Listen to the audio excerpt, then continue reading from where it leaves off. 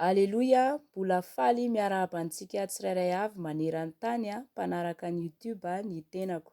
Anio ny ten'Andriamanitra ho antsika dia voasoratra ao amin'ny bokin'ny Korintianina voalohany toko 4:40 dia ny andinin'ny 2 ka hatramin'ny 5:20. Ny lohahevitrintsika anio dia ny hoe ny fiteny tsy fantatra.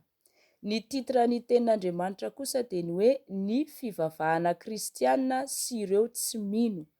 Hovakiako ny teny amin'ny anaran'i Jesosy Kristy Tompo. Fa izay miteny amin'ny fiteny tsy fantatra dia tsy miteny amin'olona fa amin'Andriamanitra. Fa amin'ny fanahy no hitenenany zava-miafina ka tsy misy olona mahazo izay lazainy. Fa izay maminany kosa dia miteny amin'olona ho fampandrosoana sy ho fampirisihana ary ho fampiononana. Izay miteny amin'ny fiteny tsy fantatra dia mampandroso ny tenany, fa izay maminany kosa dia mampandroso ny fiangonana. Tiako raha samy miteny amin'ny fiteny tsy fantatra ianareo rehetra, kanefa aleo maminany, fa izay maminany dia lehibe noho izay miteny amin'ny fiteny tsy fantatra. Raha tsy mandika teny koa izy, ahazon'ny fiangonana fampandrosoana.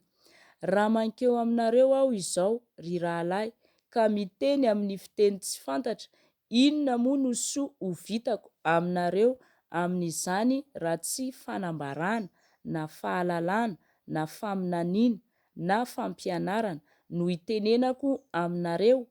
Ary ny zavatra tsy manana aina na sodina izany, na lokanga, na dia maneno aza ka tsy mamoaka feo samihafa, ahoana no ahafantarana izay feo ataony? Na any sodina izany na any lokanga? Fa raha manao feo hafahafa ny trompetra, iza no hiomana hiady?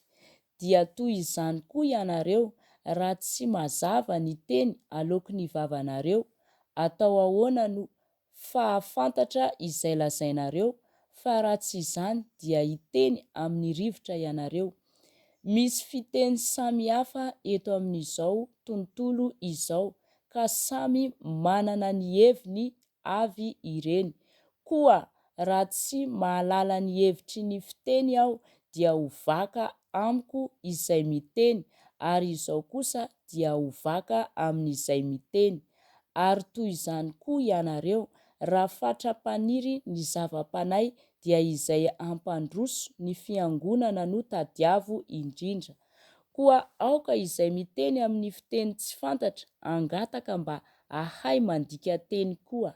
Fa raha mivavaka amin'ny fiteny tsy fantatra aho dia ny fanahiko ihany no mivavaka fa tsy mba mandray anjara ny saiko. Ahoana ary no izy? Sady hivavaka miaraka amin'ny fanahy koa aho no hivavaka miaraka koa amin'ny saina, sady hihira miaraka amin'ny fanahy aho no hihira miaraka amin'ny saina koa. Fa raha manao fisaorana araka ny fanahy fotsiny ianao, dia ataon'izay tsy mahay ahoana no hiteny amen. Raha misaotra ianao satria tsy mahafantatra izay lazainao, izy marina fa misaotra ianao nefa tsy mba mampandroso ny hafa izany. Misaotra an'Andriamanitra aho fa miteny amin'ny fiteny tsy fantatra mihoatra no ianareo rehetra. Nefa raha ao am-piangonana dia aleoko manao teny 5 fantatry ny saiko mba ampianarako ny hafa koa, toy izay anao teny iray alina amin'ny fiteny tsy fantatra. Ry rahalahy, aza mba ho zaza amin'ny fahalalana. Raha amin'ny lolom-po dia aoka ho zaza-bodo aza, fa amin'ny fahalalana kosa dia aoka ho lehilahy lehibe. Voasoratra ao amin'ny lalàna hoe amin'ny olona hafa fiteny sy amin'ny molotry ny olon-kafa no hitenenako amin'ity firenena ity, nefa na amin'izany aza dia tsy hiaino ahy izy, hoy ny Tompo. Koa ny fiteny tsy fantatra dia famantarana ho an'ny tsy mino fa tsy ho an'ny mino, fa ny faminaniana kosa dia ho an'ny mino fa tsy ho an'ny tsy mino. Koa raha vory ny mpiangona rehetra, ary ny olona rehetra dia samy miteny amin'ny fiteny tsy fantatra ary miditra ny tsy mahay na ny tsy mino.